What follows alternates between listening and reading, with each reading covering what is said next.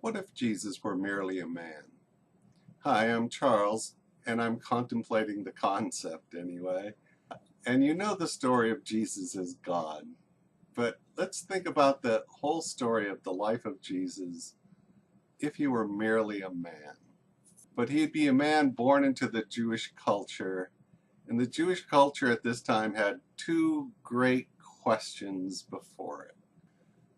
The first one is, if we're the chosen people and this is the promised land, what are these Romans doing here? And the second one is, what do we do about the Romans?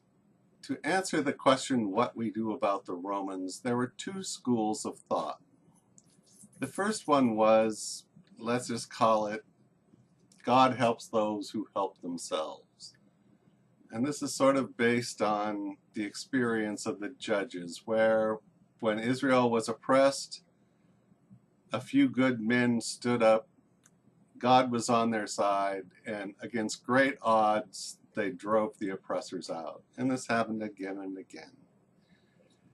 Now, the second school of thought, which is also based on Jewish history, is the one that God will provide. And this would be such as they were slaves in Egypt.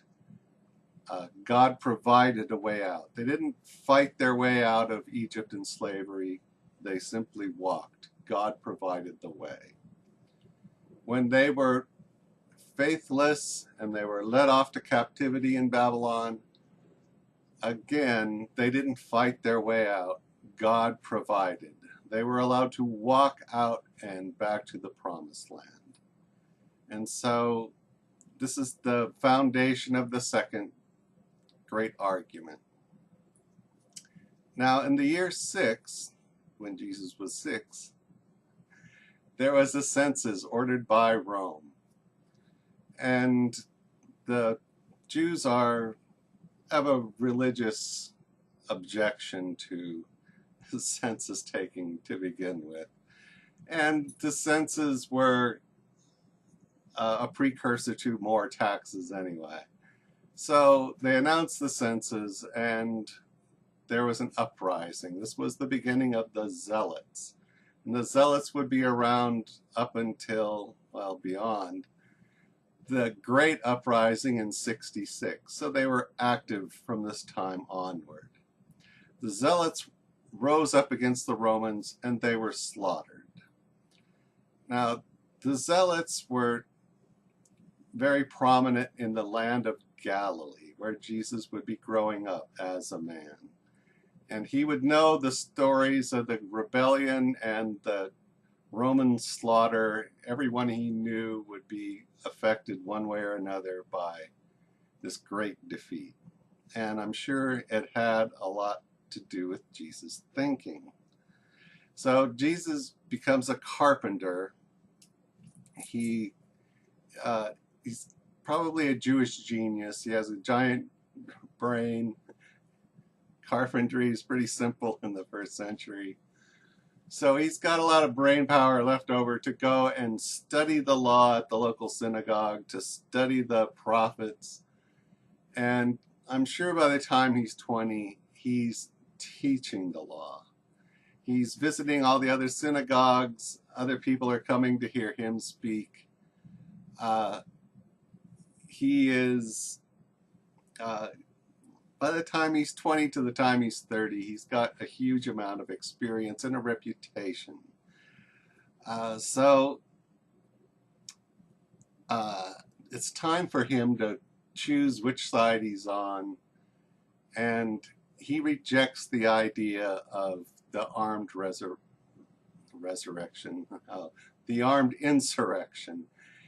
So he comes down on the side of God will provide. That is, his gospel is shaped by the notion of what we need is a great revival. We need to call as many people back to the Torah as possible. I need to talk about the tax collectors. The Romans didn't collect the taxes themselves. They farmed this out. For the most part, these were collaborating Jews, turncoat Jews, who were doing the tax collecting. And they were allowed to use torture in tax collecting. They were allowed to sell your children into slavery. They could sell you into slavery. And they were also known for their extortion and for collecting much more than was required by the taxes. They were the lowest of the low. But when Jesus was forming his gospel, he says, you know what? We need every Jew. We need to talk to everyone possible and call them back. And so this is why he would speak to these people, why he would speak to prostitutes, because they were Jews. They need to be called back. And we need to make it as easy as possible to come back. We need to remove the shame of what they did in the past. Only what they do now is important. So this led to his teaching about being non-judgmental and about being absolutely forgiving.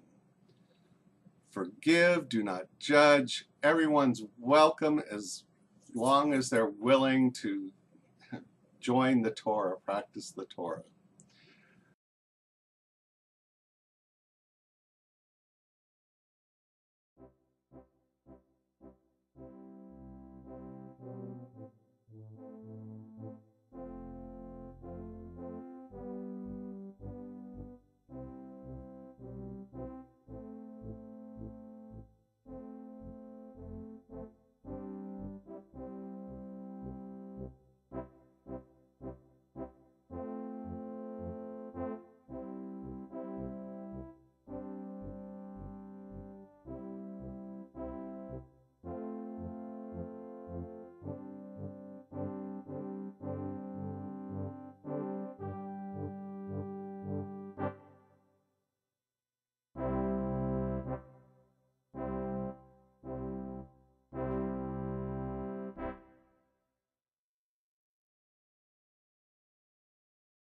You must do to others what you would have done to you is a teaching for a Jewish saint. This is the maximum God can require of you. And they realized not everyone was equipped, let's say, to follow this, but everyone should have this as their goal. This is how you please God. And finally, there's that turning of the other cheek. He doesn't mean do not defend yourself, do not stand up for yourself. He's saying do not be goaded into violence. If it's a Roman slapping you, or if it's Roman taxes impoverishing you, or, which is more likely, if it's a zealot who's slapping you, if a zealot is slapping you, calling you a coward, calling you a traitor to your people, a traitor to the great cause, he says, resist these people. Do not escalate into violence. Because if we all simply, if we have the great revival, if everyone's called, if everyone comes to peace, God will deliver us. This is his gospel. This is why the gospel is shaped the way it is. And eventually he came to a horrible end. And this is where we get back to the question of, if Jesus were God, what's the difference between if he was God or a man? Well, if he's God, and as the New Testament says, he was from creation onward, then the Bible says that 1,000 years is as a day in God's eyes. So that 33 years would be like the blink of an eye to him. And at the end, you know, I will grant you, crucifixion is a horrible, horrible death. However, it was a horrible death for the guy on his right hand and the guy on his left hand, except he merely slept for 3 days, however you want to put it, and then he was exalted to being the king of the universe. They suffered the same thing and just died. And the whole idea of him coming down to earth and living, are you 33? he just did what you've done. He's done what billions of us have done. Lived as a human. It's actually, for the most part, pretty good, enjoyable, interesting. It's not like a super sacrifice, and it's not like he actually gave his life and his life stopped, that he gave up all that heavenly opulence and came down and gave his life. No, he goes on to live as king of the universe. He's even better off than he was before. So, uh, but Jesus as a man, he's got one life to live. And he said, you know what? I'm going to dedicate it to helping my people. I'm going to dedicate it to God. I'm going to dedicate it to peace, love, and forgiveness. I think what he did was far more impressive than a divine being coming down for the blink of an eye and then going and being a greater divine being.